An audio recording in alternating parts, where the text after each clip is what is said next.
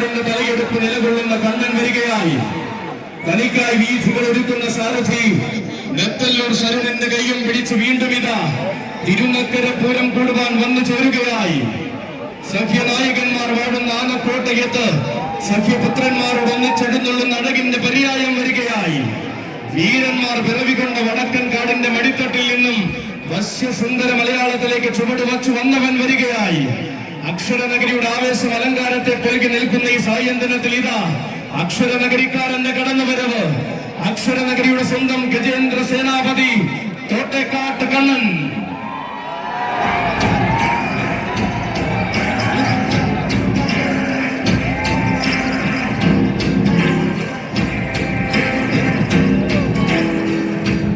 അതെ, സഖ്യനായകന്മാർ വാഴുന്ന ആനക്കോട്ടയത്ത് സഖ്യപുത്രന്മാരോട് ഒന്നിച്ചെഴുന്നള്ളി അഴകിന്റെ പര്യായം തീർത്തവൻ.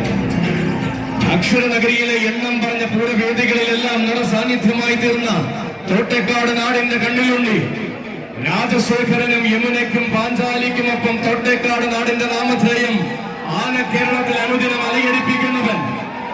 അതെ, ആരും കൊതിക്കുന്ന ഐശ്വര്യത്തിന്റെ മുഖമുദ്ര അലങ്കാരമാക്കി വീണ്ടും തിരുനക്കര തേവരുടെ ഗോപുരവാതിൽ കടന്ന് വന്നിരിക്കുകയാണ് കോട്ടയം നാടിന്റെ മറ്റൊരു ഗജരാജൻ. സൗമ്യത കൊണ്ടും സ്വഭാവ ശൈലികൾ കൊണ്ടും ആരാധകരുടെ മനം കീഴടക്കി എഴുന്നള്ളി നിൽക്കുന്ന കണ്ണൻ.